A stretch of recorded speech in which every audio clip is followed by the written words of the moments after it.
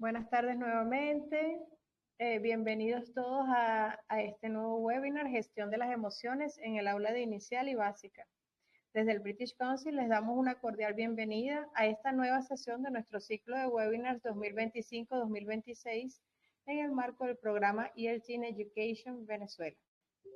Nos complace contar nuevamente con su participación en este espacio de encuentro y aprendizaje, diseñado para seguir impulsando el desarrollo profesional docente y fortaleciendo prácticas educativas inclusivas y respetuosas. En esta oportunidad abordaremos un tema fundamental para la educación: gestión de las emociones en el aula de inicial y básica. Durante esta sesión reflexionaremos sobre cómo acompañar y promover el desarrollo emocional de los estudiantes, reconociendo la importancia de crear entornos de aprendizaje que respeten la diversidad y fomenten la inclusión desde la primera infancia. Exploraremos estrategias para fortalecer las competencias socioemocionales, fomentar la expresión emocional en niñas y niños y aplicar técnicas de regulación emocional adaptadas a distintas edades, brindando herramientas prácticas para el aula. El propósito es ofrecer recursos que permitan a los docentes apoyar el bienestar emocional de sus estudiantes mientras continúan construyendo un ambiente de aprendizaje seguro y enriquecedor.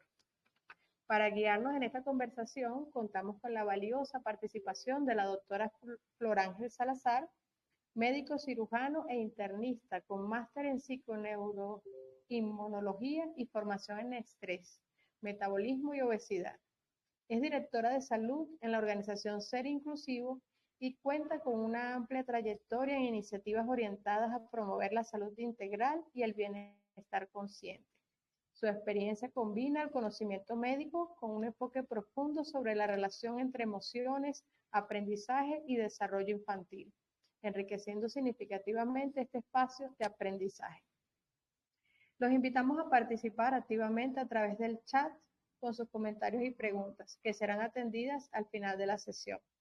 Sin más preámbulos, les invitamos a recibir con entusiasmo a la doctora Flor Ángel Salazar para dar inicio a esta enriquecedora sesión, Gestión de las Emociones en el aula inicial y básica.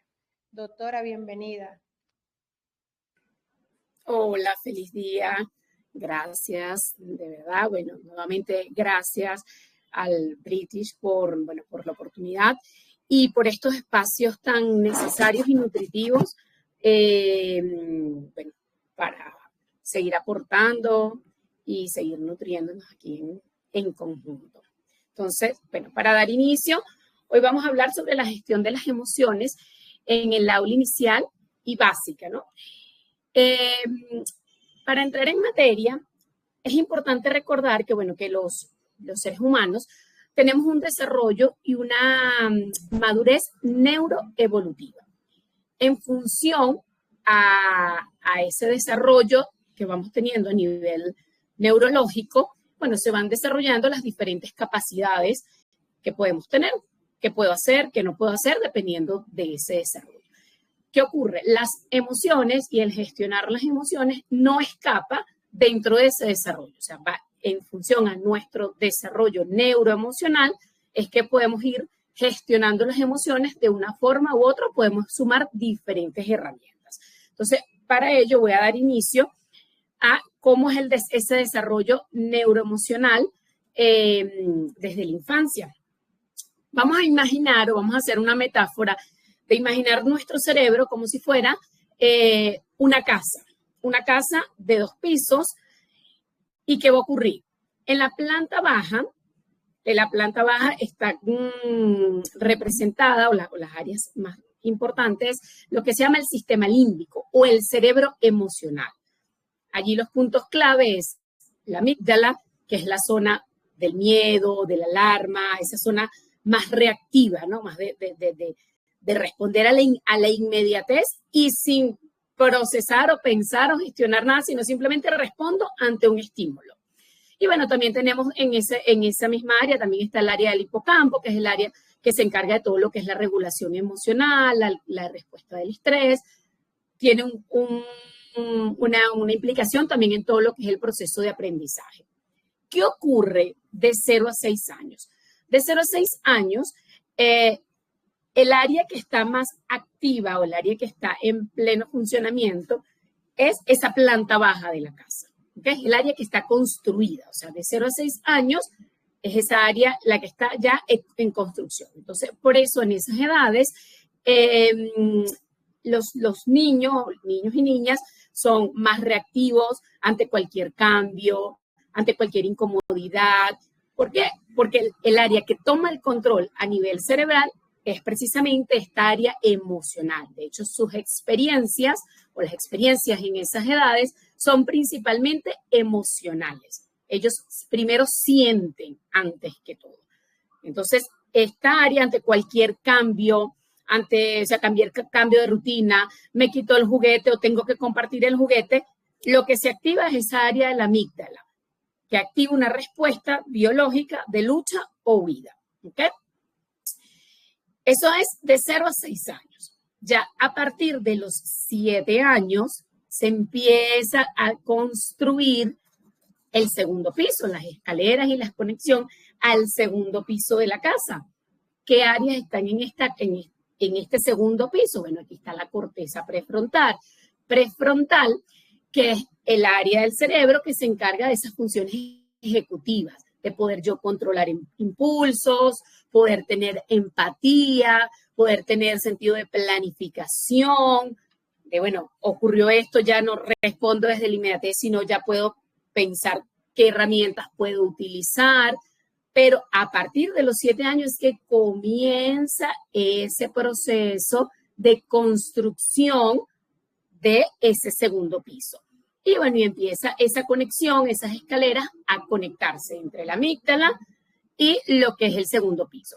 ¿Qué ocurre de 7 a 12 años? A pesar de que ya se está construyendo este segundo piso, por supuesto este terreno todavía está bastante frágil, está en ese proceso tal cual de construcción, entonces con mucha facilidad puede el niño, en vez de tomar el control, la corteza prefrontal, que es esa área de lógica, de poder planificar, de no ser impulsivo, con mucha facilidad puedo ir al primer piso y que sea la amígdala o el cerebro emocional quien tome el control.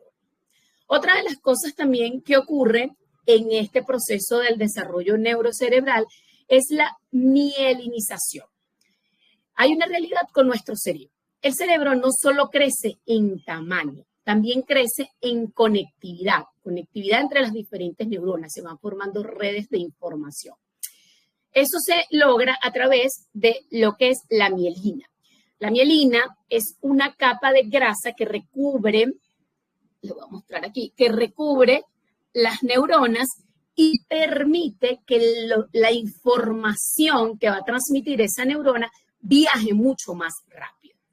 ¿Qué pasa de 0 a 6 años? Bueno, todo lo que es el cerebro emocional, todo lo que es esa planta baja que vimos de la casa, bueno, está muy mielinizada. Por eso la respuesta emocional en los niños es muy rápida, porque como hay bastante mielina en esa zona, entonces la información viaja con mucha rapidez. ¿Okay? A partir de los 7 años comienza el proceso de mielinización de ese segundo piso del área prefrontal. Entonces comienza a viajar cada vez un poco más rápido esa área de la lógica, de la empatía, de poder controlar los impulsos.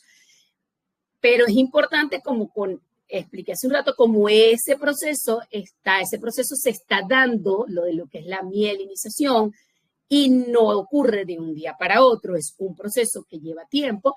En estas primeras etapas de 7 a 12 años, aún está bastante frágil. Entonces, por eso con facilidad, por esta misma razón, también podemos bajar del segundo piso, que sea el primer piso o el área, el sistema, el cerebro emocional o la amígdala, quien tome el control de una respuesta emocional.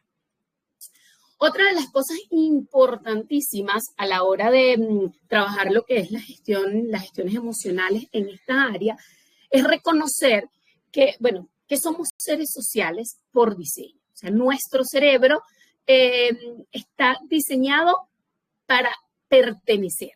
¿Esto por qué? Bueno, necesitamos pertenecer porque es una respuesta de supervivencia primitiva. ¿Okay? Si yo no pertenezco a un grupo, o sea, si un niño no pertenece a un grupo, si alguien no hay quien se ocupe de él, no puede sobrevivir. Entonces, por instinto de supervivencia, nosotros tenemos una parte, un área de nuestro cerebro se encarga de esa parte social, por supervivencia. Y por supervivencia voy a hacer lo que sea por pertenecer. ¿Con qué finalidad? Con la finalidad de garantizar mi vida. Entonces, aquí entramos en otro proceso a la hora de lo que es la gestión de las emociones.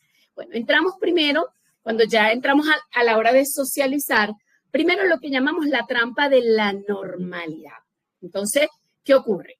Bueno, cuando ya empezamos a ir a un colegio, a clase, inconscientemente lo que es la sociedad, en muchas oportunidades los docentes, pueden exigir al niño un comportamiento, un patrón. ¿Okay? Incluso en muchas oportunidades podemos validar al que cumple las normas, al que se mantiene en todas las exigencias dadas y sin darnos cuenta, ni siquiera porque se comunique verbalmente, sino con nuestras acciones, podemos mandar un mensaje a ese cerebro social que requiere, que por sobrevivencia requiere pertenecer, es, si quieres ser parte de nosotros, tienes que tener tal comportamiento.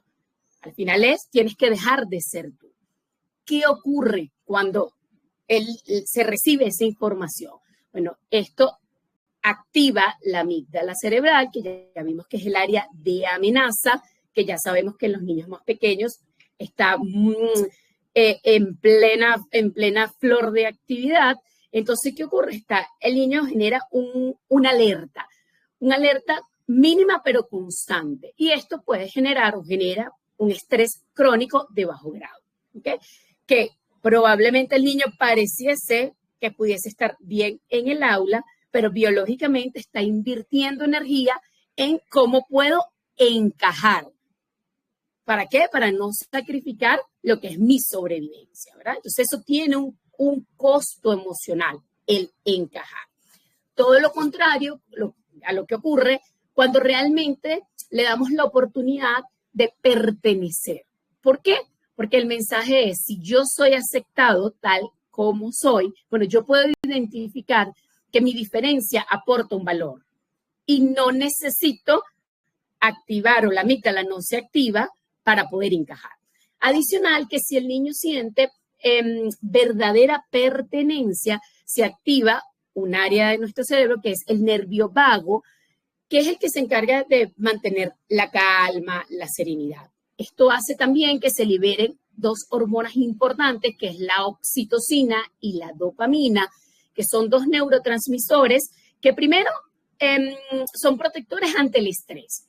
Segundo, funcionan como especies de pegamentos entre neuronas y permiten que el niño sea más creativo, sea más atento, sea más resiliente y por supuesto todo esto nos facilita lo que es el proceso de aprendizaje. ¿Okay? Entonces, importante, pertenecer repara, encajar agota.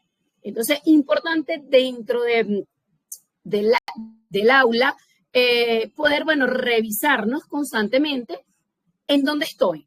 O sea, en qué punto o qué exigencias, incluso como le digo, a veces hasta inconscientes, puedo yo estar mandando mensaje a ese niño o a esa niña, que pertenezca y que tenga toda la libertad de ser quien es, o el requerimiento de que tienes que encajar para poder sobrevivir.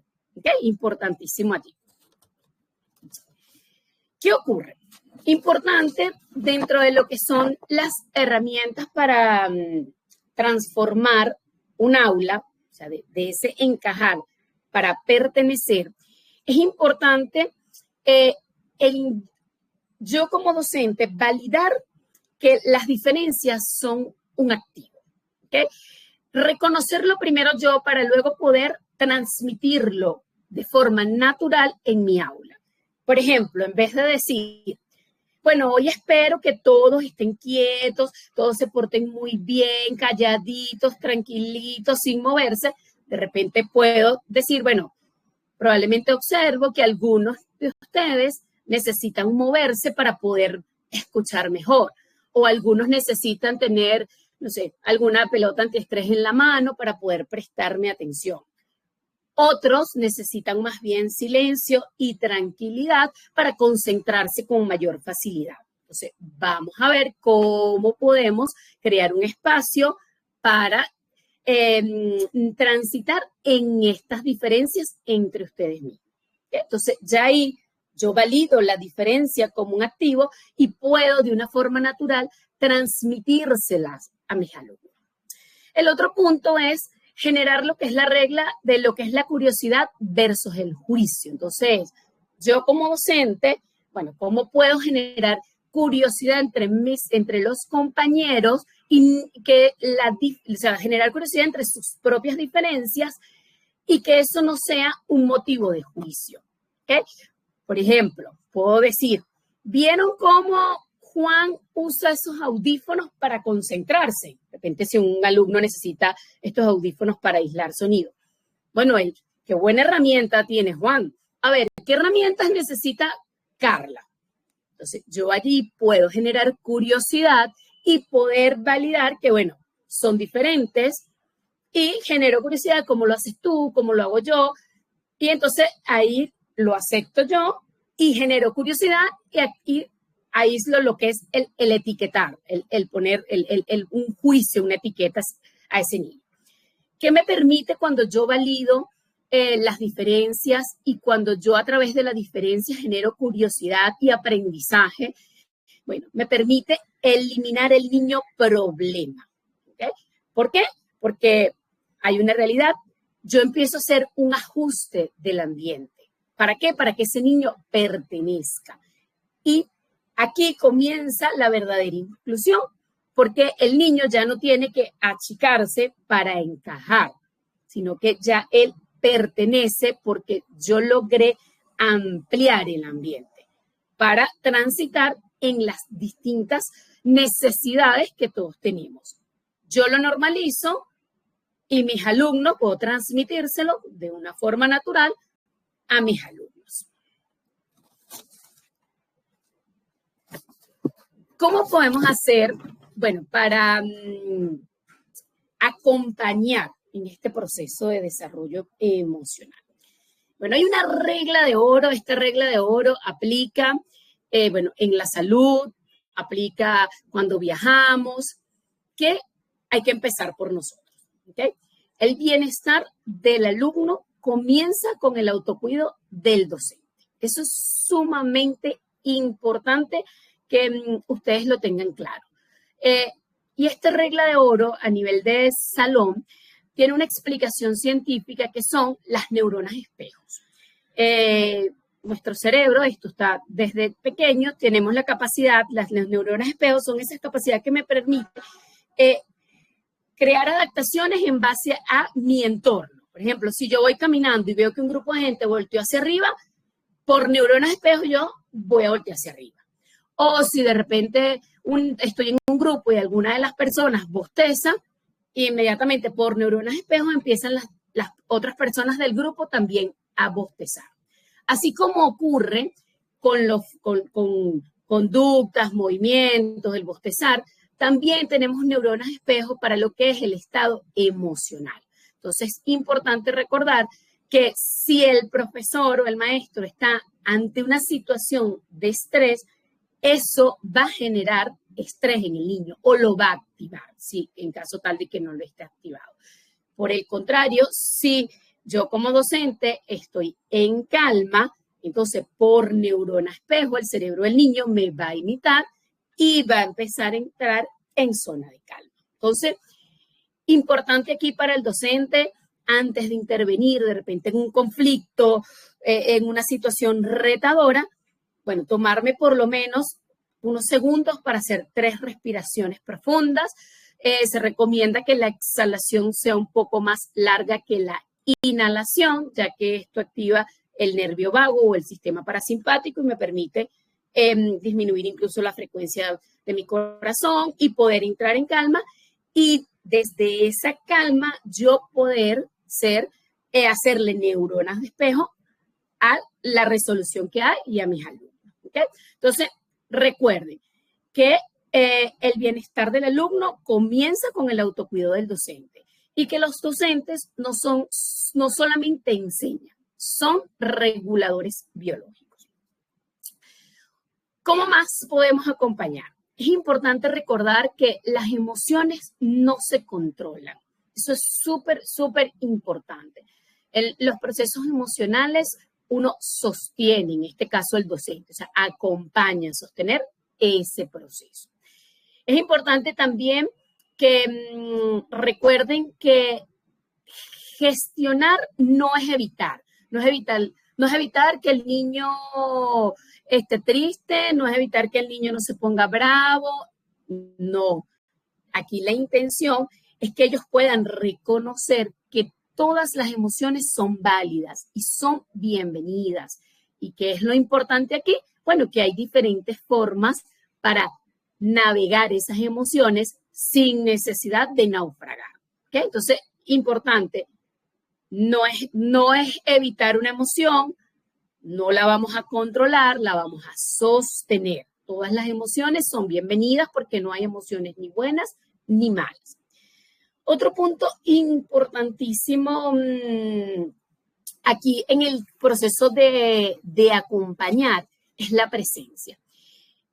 Importante tener claro que cuando hay presencia real, la intención no es dar un discurso, ¿okay? Simplemente es estar presente a la altura del niño sin juicio. ¿Okay? Entonces no es estar presente, bueno, pero ¿por qué llora? Pero no tienes que llorar, no tienes que ponerte así. No, simplemente estoy presente, puedo ver que estás triste, te percibo tenso, aquí estoy contigo.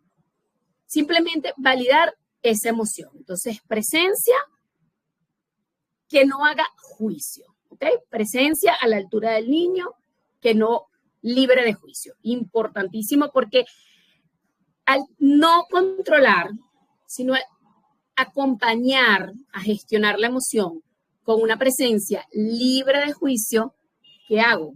Esto genera sensación de calma en el cerebro de ese niño o esa niña y, por supuesto, reduce lo que es esa activación de esa amígdala, reduce esa activación de esa alarma que se creó en ese niño. ¿Ok? ¿Qué estrategias podemos utilizar para, fortalecer esas competencias? Bueno, importante, como lo comenté hace un rato, que para que un niño aprenda a expresar lo que siente, es importantísimo que su entorno no lo penalice, ¿ok? No penalice sobre todo las emociones no gratas, que comúnmente llamamos como negativas. Entonces, importante no penalizar ese tipo de emociones, ¿ok? Es importante que el niño sienta que pertenezca, así esté transitando o así esté sintiendo una emoción no grata o mal llamadas negativas. Entonces, ¿qué herramientas podemos utilizar? Bueno, importantísimo lo que es la alfabetización emocional proactiva. Entonces, ¿qué es importante? Bueno, no voy a esperar que aparezca la crisis.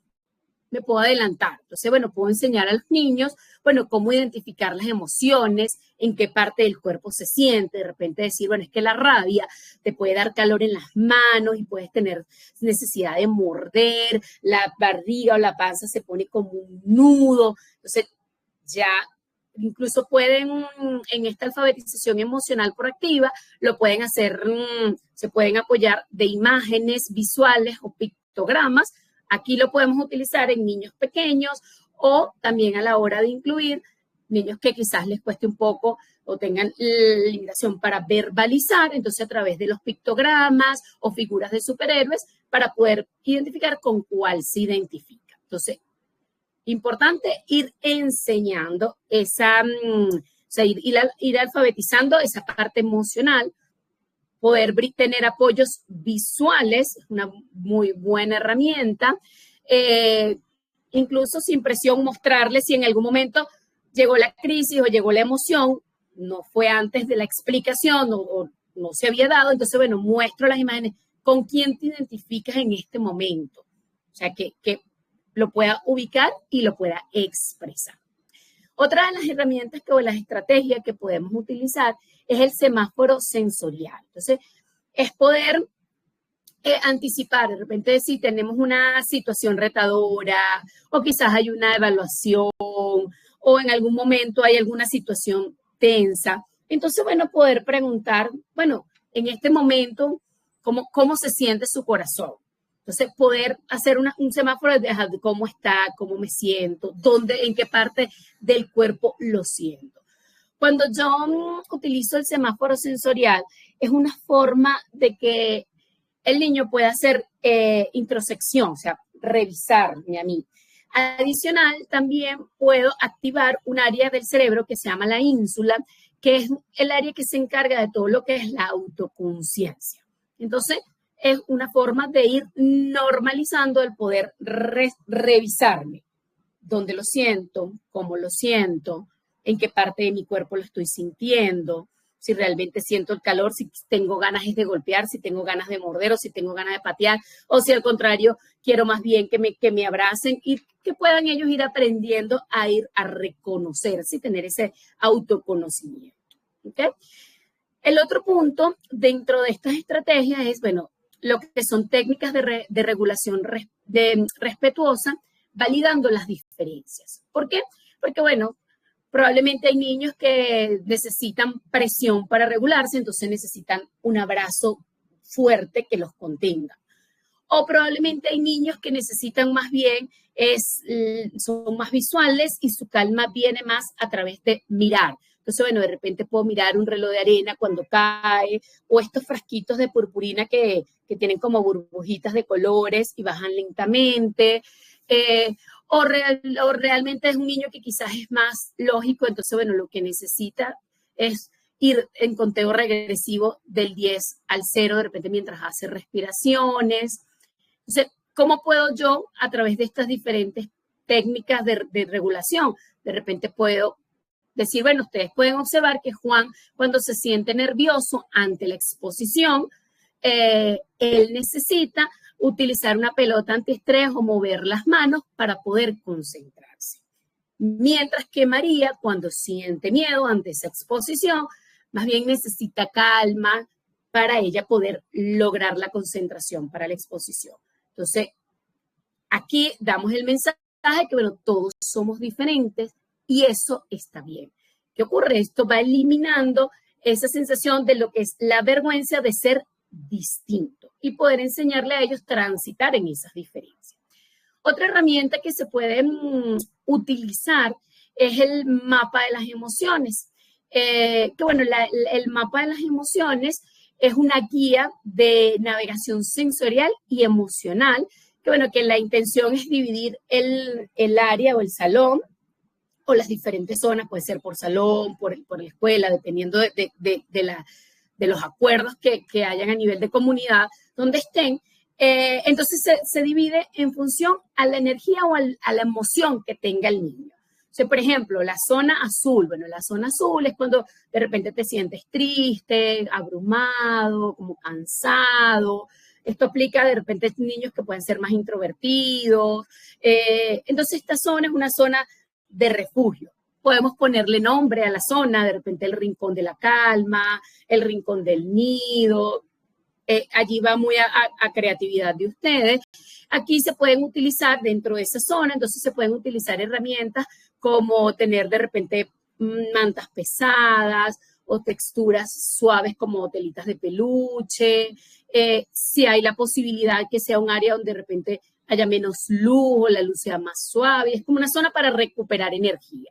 Bueno, la zona amarilla, la zona amarilla es una zona donde de repente el niño se siente frustrado, con mucha ansiedad y necesita más bien moverse. Entonces, cuando entramos en esta zona, ya no enviamos el mensaje de quédate quieto para que no moleste, sino de repente, bueno, esta es la zona para que tú canalices tu energía. ¿verdad?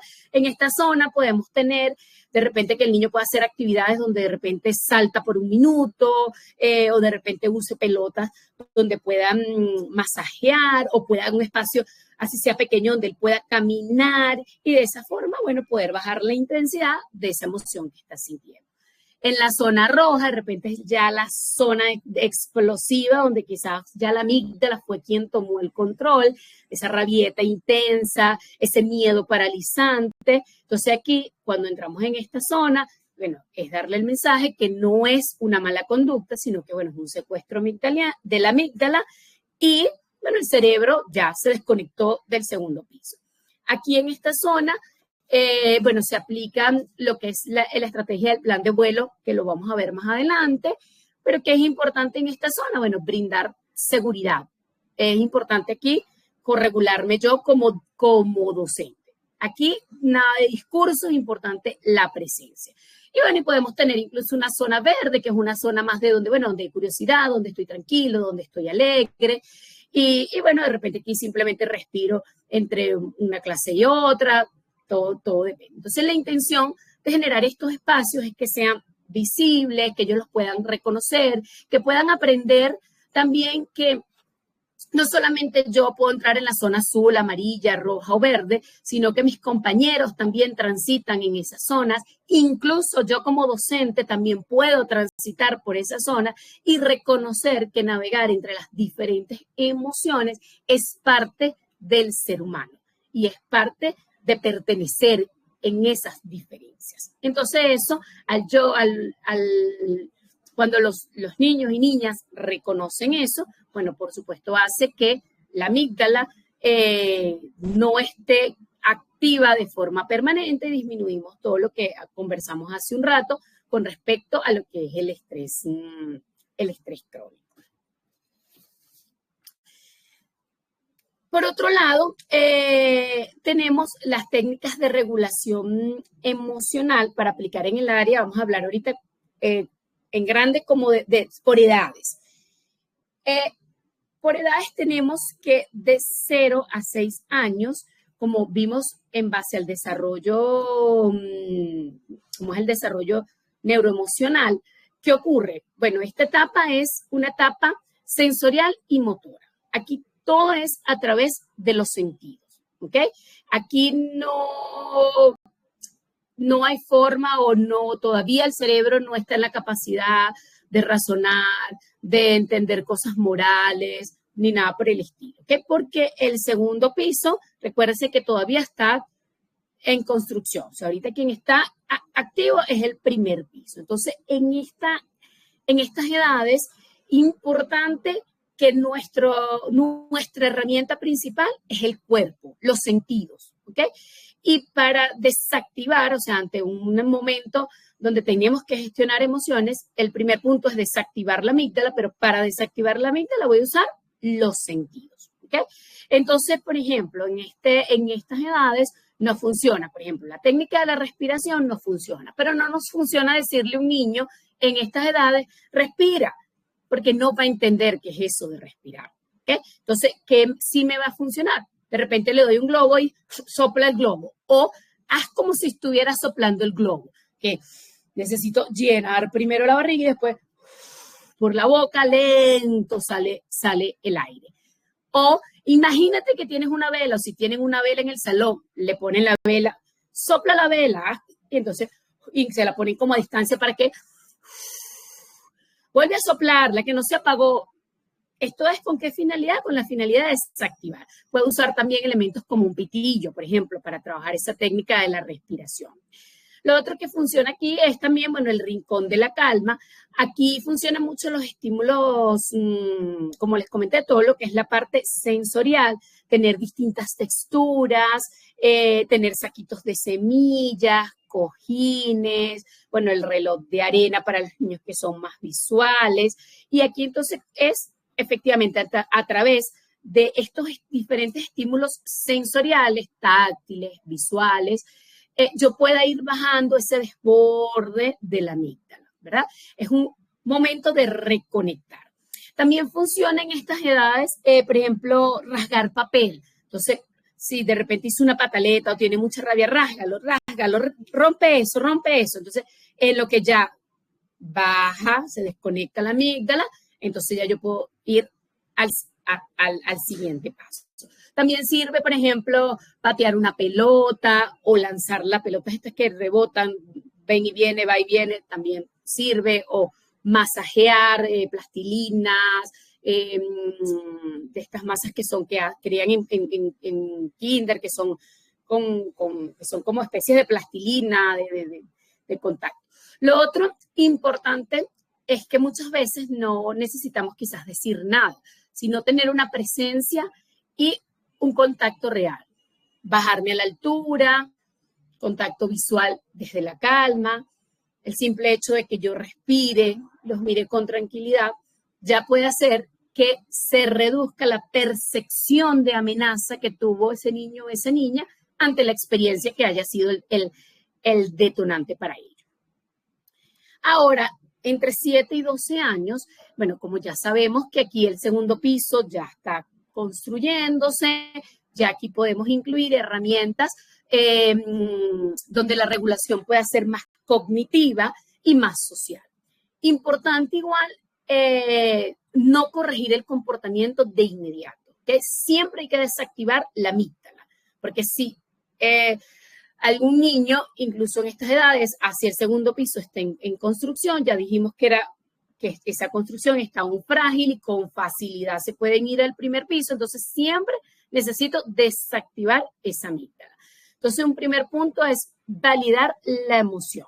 ¿Okay? Entonces, no llores, no te pongas así, no.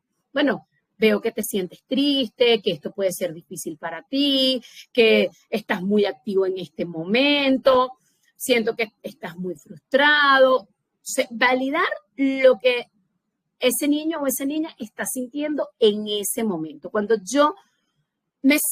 cuando el niño o la niña se siente validado y no se siente juzgado, eso disminuye esa percepción de amenaza que él ya traía por la experiencia que lo haya detonado. ¿Okay? Entonces, la validación es una especie de interruptor que apaga esa señal de peligro.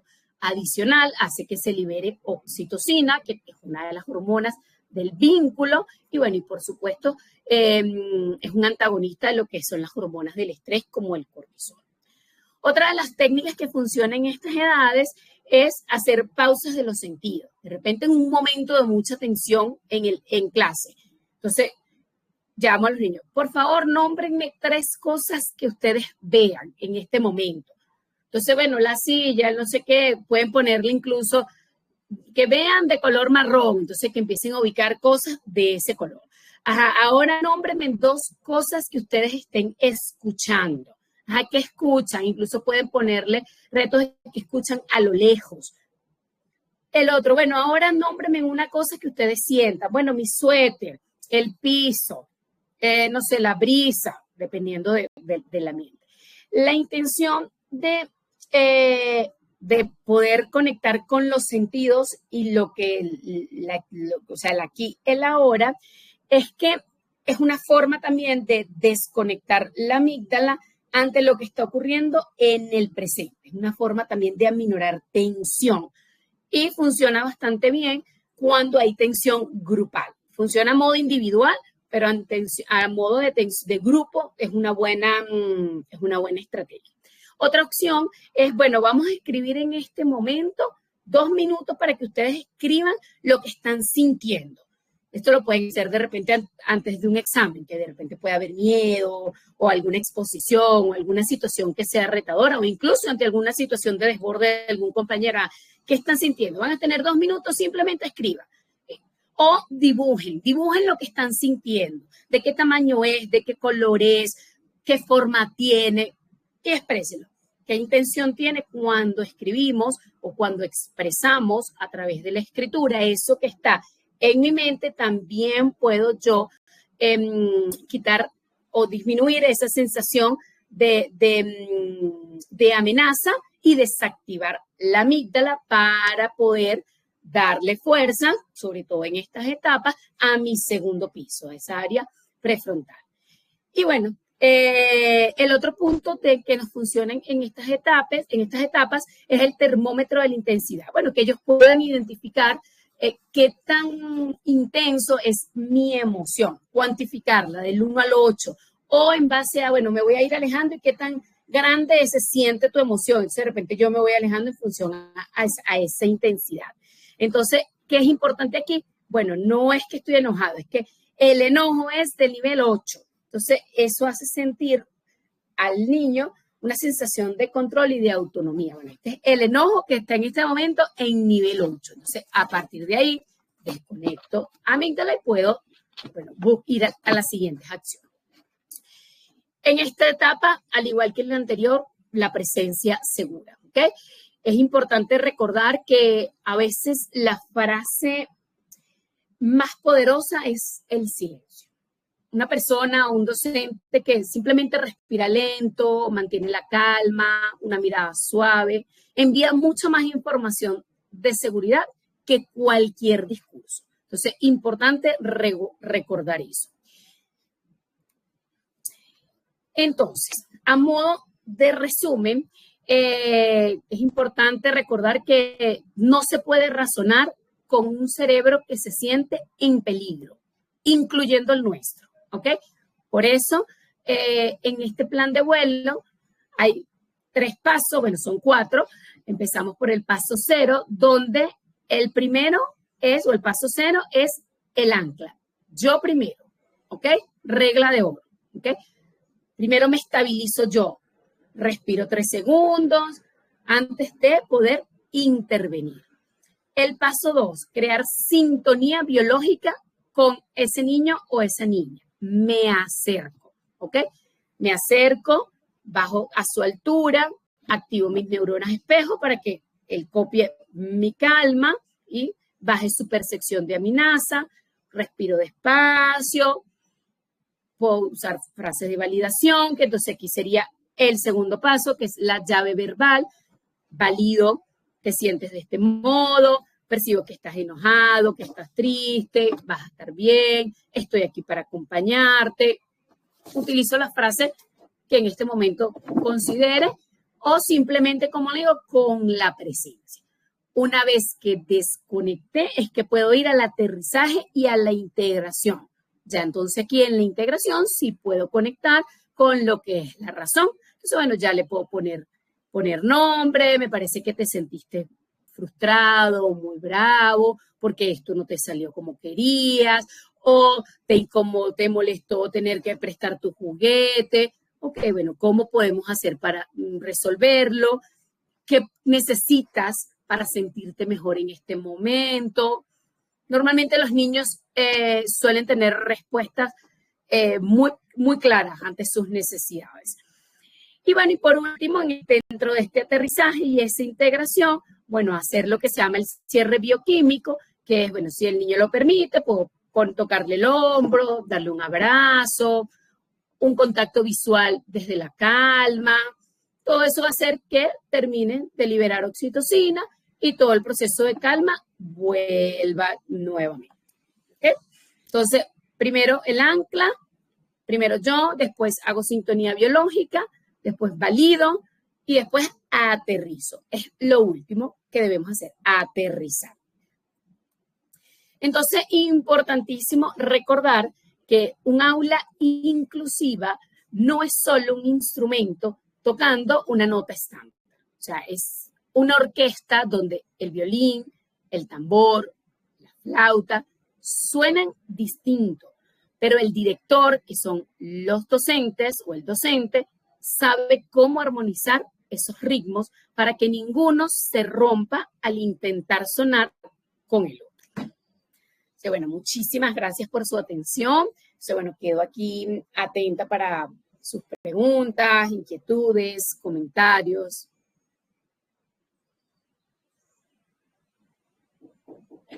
Muchas gracias, doctora, por esta enriquecedora conversación que nos ha brindado hoy. Tenemos algunas inquietudes de los participantes.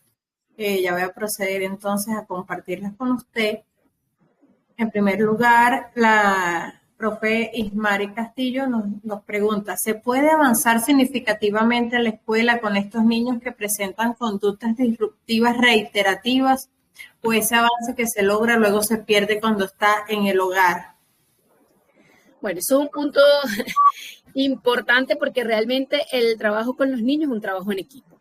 Es un trabajo hogar, colegio. Por supuesto, yo creo que si en el hogar, por alguna razón, o las razones que sean, no se hay ese acompañamiento, igual se va dejando esa semilla. Si en el colegio se hace, se va sembrando esa semilla. Quizás en casa no, pero el niño, si tú como docente le enseñaste que es válido que de repente tengas rabia y tienes esta forma de gestionar esa emoción, o puedes utilizar este espacio, bueno, probablemente el niño incluso pueda llegar a casa y en algún momento usarlo o dejar esa información allí y en algún momento, bueno, utilizarlo. No es lo ideal es que sea un trabajo en conjunto, eso es importante tenerlo claro, pero bueno, sabemos que hay realidades donde no siempre es así. Es así. También tenemos a la profe Carmen Velázquez, dice, ¿cómo validar la emoción de que el niño esté intranquilo? Ajá, importante si el niño lo siento que de repente se mueve, está inquieto, ay, te percibo que te estás moviendo mucho, te inquieta algo, hay algo que te incomode, te preocupa algo, dependiendo de lo que pueda yo observar en ese momento. Y normalmente los niños son, cuando uno empieza a normalizar, el que, bueno, si es válido que de repente esté inquieto, esté asustado, tengo rabia, ellos con esa misma normalidad que tú se los enseñas, con esa misma normalidad te responden. Siento rabia o siento que las manos las quiero mover y no me puedo quedar quieto. Entonces, bueno, vamos a usar, entonces ahí yo puedo aprovechar y bueno, vamos a usar, no sé, alguna plastilina para que de repente lo gestiones de esa forma, por ejemplo. Preguntar, siempre los niños preguntar. Ok, aquí tenemos una de la profe Erika. Nos dice, ¿cómo mantener calmado a un niño con barreras cognitivas, entre paréntesis, autismo? Bueno, eso es un punto importante porque la calma, porque la intención no es mantener un niño calmado. De hecho, ni siquiera uno como adulto está siempre calmado. O sea, navegamos en las diferentes emociones. Entonces, ¿qué es importante? Que los niños, por ejemplo, en el caso del autismo, que ellos perciben de una forma diferente o su cerebro se regula de una forma distinta, entonces es importante tener herramientas como, bueno, el anticipar ante una situación de cambio, también enseñar, bueno, esto se llama rabia, se siente así, lo podemos gestionar de esta forma, o sea, también enseñarle, tener aquí en este caso, si es un niño con autismo que no habla, entonces, bueno, tener los pictogramas para que puedan expresarse, o sea, pueda comunicarse ante lo que pueda estar sintiendo. Entonces, allí podemos utilizar diferentes herramientas, pero permitirle y reconocer que es lo que siente es válido, lo que vamos a transitar es cómo vas a gestionar o vamos a enseñar o cómo vas a gestionar esa emoción que estás sintiendo sin atropellarte y sin atropellar a otros. Bien, tenemos otra pregunta de la profe Zulay Ramírez. Dice, ¿qué me sugiere trabajar con un niño que se distrae con facilidad ante cualquier actividad a realizar? Copiar de la pizarra, colorear o simplemente realizar una dinámica, se mantiene muy callado en clase. ¿Se distrae o se mantiene callado? No. Zulay, ¿podrías aclararnos, por favor? Exacto. Ambas, dice, ambas. Ambas cosas, se distrae. Aquí, por ejemplo, en los niños que se distraen, bueno, el primer punto es ver si la estrategia que estoy utilizando de enseñanza capta lo que es la atención de ese niño. Por ejemplo, si es un niño quizás más kinestésico y la estrategia es netamente visual, probablemente le pueda costar un poco, ¿no? Lo otro es si de repente es un niño que necesita moverse para poder prestar atención, entonces, bueno, utilizar diferentes herramientas, por ejemplo, poner una liga en el borde del pupitre, donde él pueda mover quizás los pies, si son los pies lo que necesita, y eso le permite, bueno, me regulo emocionalmente moviendo los pies, pero puedo cognitivamente lograr una mayor atención.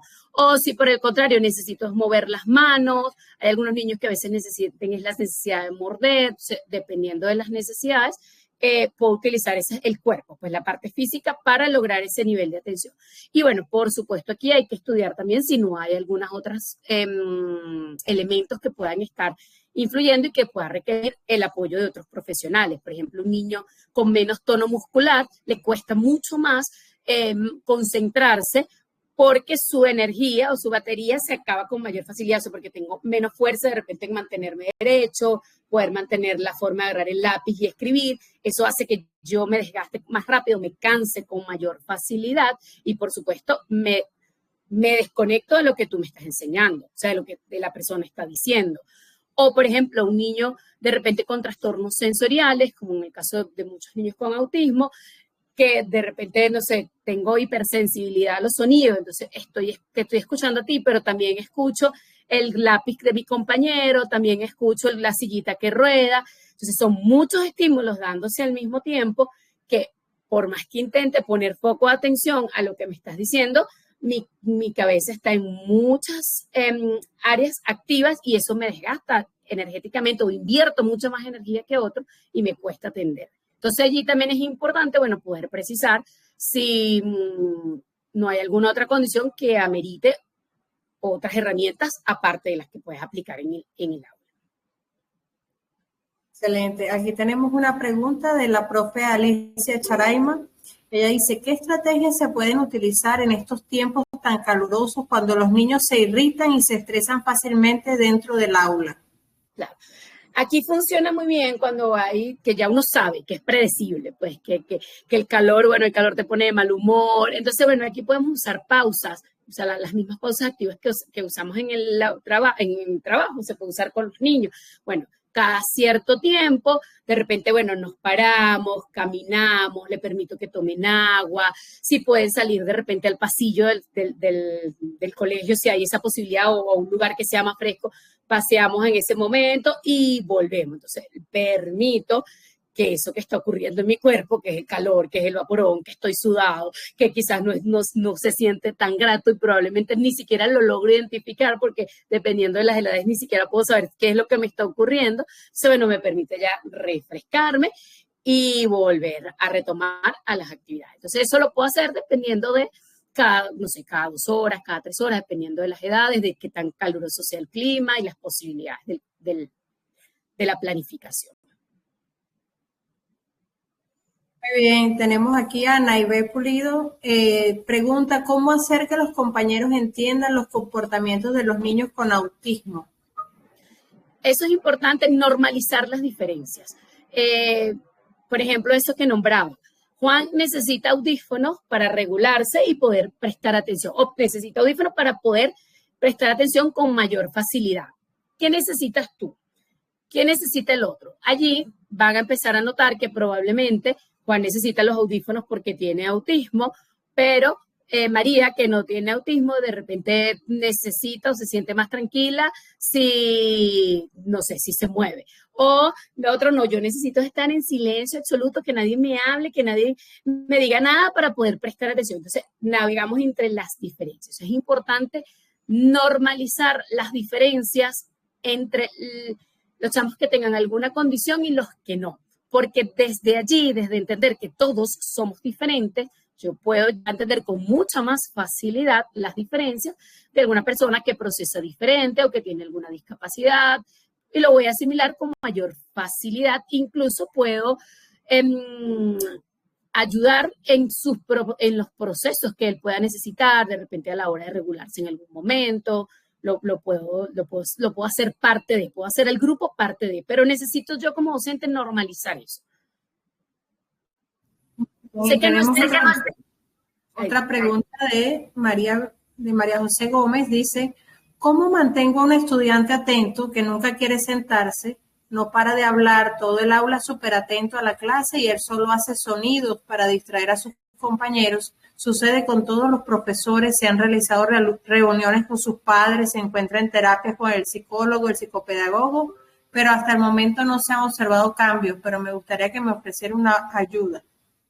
Bueno, allí es importante, bueno, ese apoyo multidisciplinario súper necesario que se mantenga, por lo menos en ese caso con el niño, si, bueno, si pasa con varios profesores, infiero que ya es un grado un poquito más, más grande, pero allí pudiese funcionar mantenerlo activo durante la clase. Entonces, bueno, tú durante la clase vas a estar caminando de aquí para allá y lo pones, que camine. Y todos los demás focos incluso lo puedes poner, dependiendo lo puedes poner a un lado del salón, o de repente, mira, durante la clase tú te vas a poner con esta liga y le vas a dar esta liga. Y ahí así te vas, ya como pauta. Esa es la indicación. Vas a estar con esta liga, dale, con la liga. Entonces lo pones porque por lo que está refiriendo necesita el cuerpo, necesita moverse. Entonces, bueno, vamos a utilizar el recurso, él necesita moverse. Bueno, durante la clase yo te voy a dar ese espacio para que tú te muevas libremente y esta es la indicación o la pauta que vas a utilizar. Quizás hasta ponerlo de modelo para algunas actividades. Mira, nos puedes mostrar partes del cuerpo, va aquí. De modelo, de ayuda, borra el pizarrón, si hay que llevar algo, no sé, llevar las notas, bueno, lleva esto allá, pero hay que recoger los cuadernos, pero tú recoges todos los cuadernos y me los traes, o sea, esas cosas también funcionan bastante bien. Porque muchas veces, ¿qué nos pasa con ese tipo de alumnos? Que simplemente queremos callarlo, quédate quieto, no molestes. ¿Cuál es el mensaje? O sea, el mensaje es que mi diferencia es una incomodidad. Entonces, ¿qué ocurre? Eso hace que se active la amígdala y que, bueno, a la final sea la amígdala quien tome el control. ¿Y qué ocurre? Cuando la amígdala es quien toma el control, simplemente mi respuesta es reactiva y mi respuesta es netamente sensorial. Si quiero gritar, grito. Si quiero lanzar un golpe, lo lanzo, porque no está ese segundo piso activo. Entonces, si sigo recibiendo ese mensaje de amenaza, de no pertenencia, de fastidio, de incomodidad, ¿qué ocurre? Bueno, mi respuesta va a seguir siendo, esa alarma va a seguir estando allí activa. Bien, tenemos otra pregunta. Un participante no se identifica, pero dice, ¿qué hacer cuando tengo estudiantes que interrumpen las clases pidiendo permiso para ir al baño, no quieren sentarse ni copiar clases? ¿Tienen algo más que hiperactividad? Bueno, si tienen algo más que hiperactividad es un reto porque, bueno, recordemos que la parte emocional de una persona y sobre todo en los niños, bueno, viene dada por diferentes elementos. Puede haber condiciones, el factor, bueno, familiar, cultural, las creencias, o sea, pueden interferir allí diferentes alternativas. ¿Qué es importante? Bueno, aquí es importante, por supuesto, dejar cuáles son las pautas, cuáles son quizás los momentos para ir al baño o no, incluso plantear abiertamente, bueno, cuál es la necesidad de ir al baño con bastante frecuencia, o sea, unirse a esa, como dicen, unirse al enemigo, pues no, tú quieres salir, bueno, ¿qué es lo que está ocurriendo? Porque probablemente, o sea, ¿cuál es la razón por la cual él quiere estar fuera de aula? ¿Qué necesidad tiene? Porque probablemente la necesidad sea salir y moverse, salir y brincar, o bueno, que puede estar también pasando, porque también hay una realidad, si la amígdala está activa, por otras razones, por supuesto, el proceso de aprendizaje o la motivación a aprender que requiere del segundo piso va a ser mucho más retadora. Entonces voy a buscar siempre formas de no hacer contacto con eso porque no es el área que está comandando.